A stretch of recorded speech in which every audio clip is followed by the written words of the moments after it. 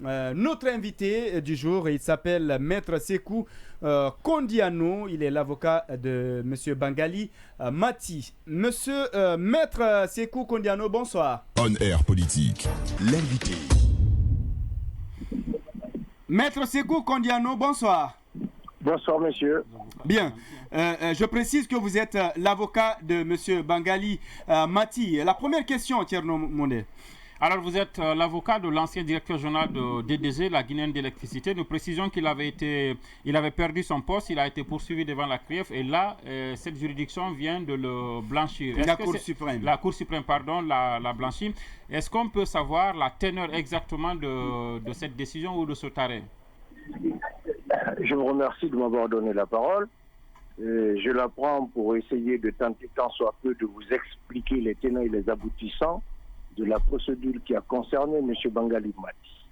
M. Bangali Mati, comme vous le dites, étant directeur général de la société EDG, a pris l'initiative d'engager des poursuites contre des personnes qui avaient donc porté un coup dur sur le patrimoine financier de la société et qui a consisté au détournement d'un montant de 80 millions de francs guinéens.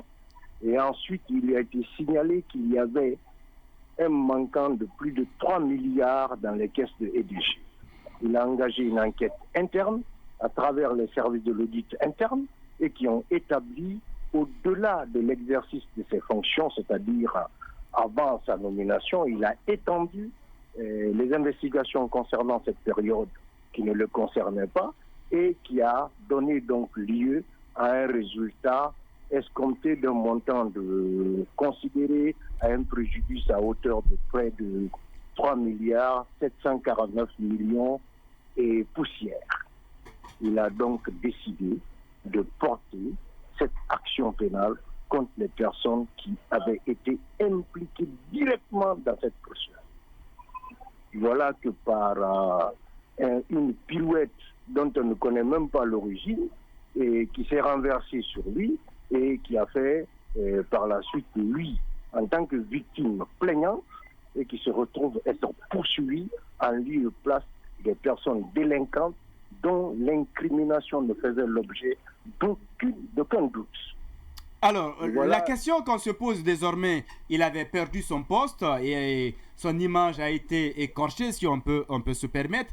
Du coup, est-ce que vous avez prévu une action pour peut-être le rétablir dans ses droits, ou tout au moins, qu'est-ce qui se prépare à ce niveau? Cette question est à la réflexion pour aujourd'hui.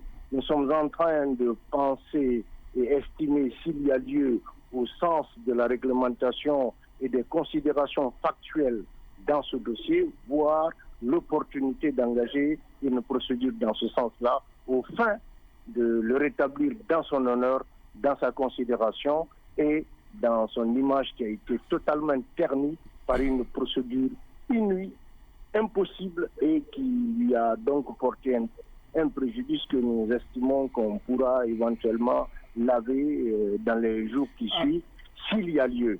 Alors, est-ce que vous pouvez revenir sur les poursuites qui avaient été engagées contre lui? Quelles sont les charges pour lesquelles il était poursuivi et qu'est-ce que justement, que dit la Cour suprême? Parce que vous avez lu apparemment l'acte. Voilà, comme je vous le disais, c'est M. Bangali Mati qui a porté une action pénale contre des personnes bien déterminées et qui avaient été impliquées réellement dans des magouilles financières à EDG au niveau des services des ressources humaines de la société.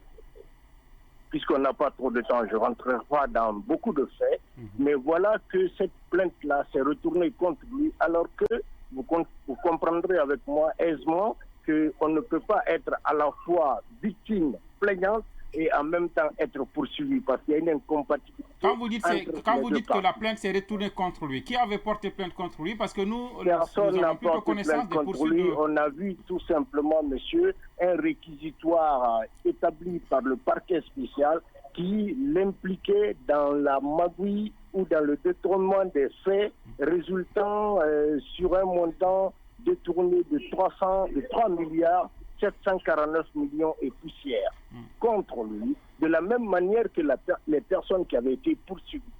Et que dit maintenant la Cour suprême? Et que dit maintenant la Cour suprême? Avant la Cour suprême, je vais vous faire revenir un peu en arrière.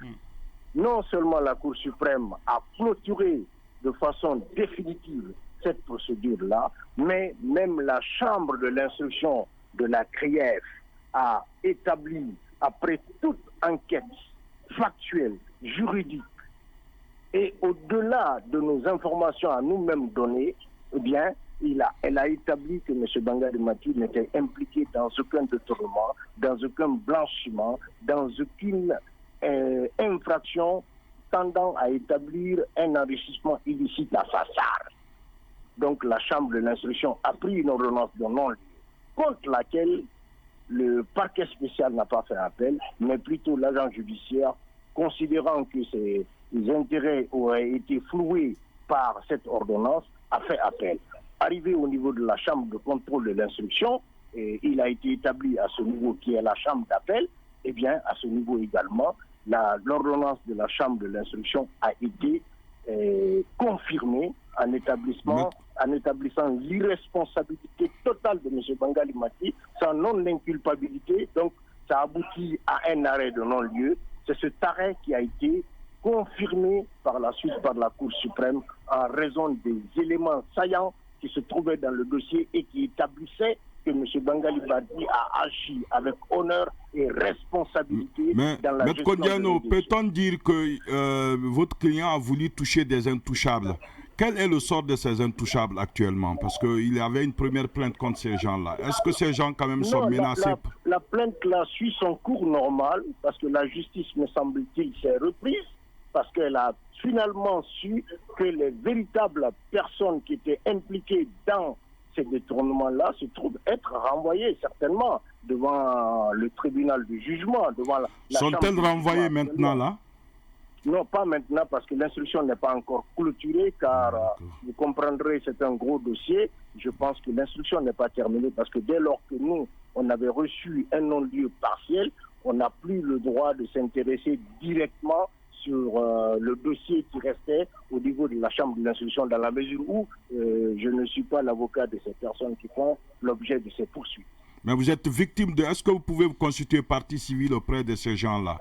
Puisque sûrement ils ont manipulé la souffrance de votre client. Mais bien entendu, c'est ce que je vous disais tout à l'heure, que c'est une question qui est à la réflexion. Okay. Voilà, parce que nous, on n'agit pas par à-coup, on agit sur la base des éléments qui ont été donnés par le dossier, et dès lors que notre conviction sera établie sur les procédures que nous devons mettre en place, nous allons le faire sans aucune hésitation. Merci. Bien, peut-être la dernière question. Oui. Alors, quel avenir, que ce soit administrativement ou encore financièrement, quel avenir pour votre client? Mais comme vous savez, M. Bangali Mati est un cadre intègre. C'est ce que les différentes juridictions ont essayé ou ont réussi à rétablir.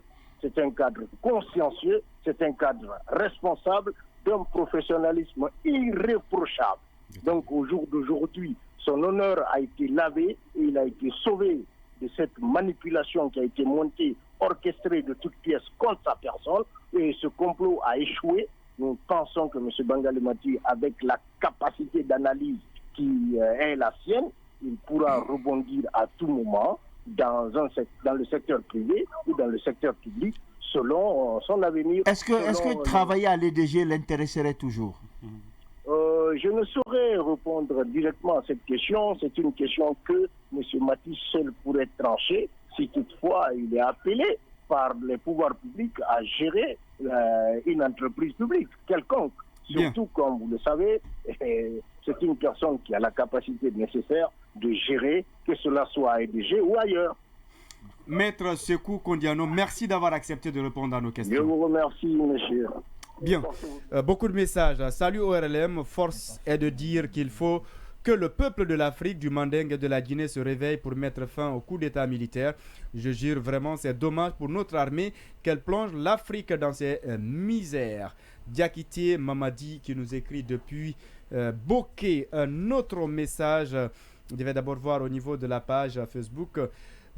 Beaucoup de messages. Alpha Amadou Diallo. la situation sécuritaire, politique et économique actuelle de notre pays est extrêmement préoccupante dans un état sérieux. Le chef de l'État, le Premier ministre, premier responsable du pays, doit prendre la parole pour s'adresser à la nation afin de proposer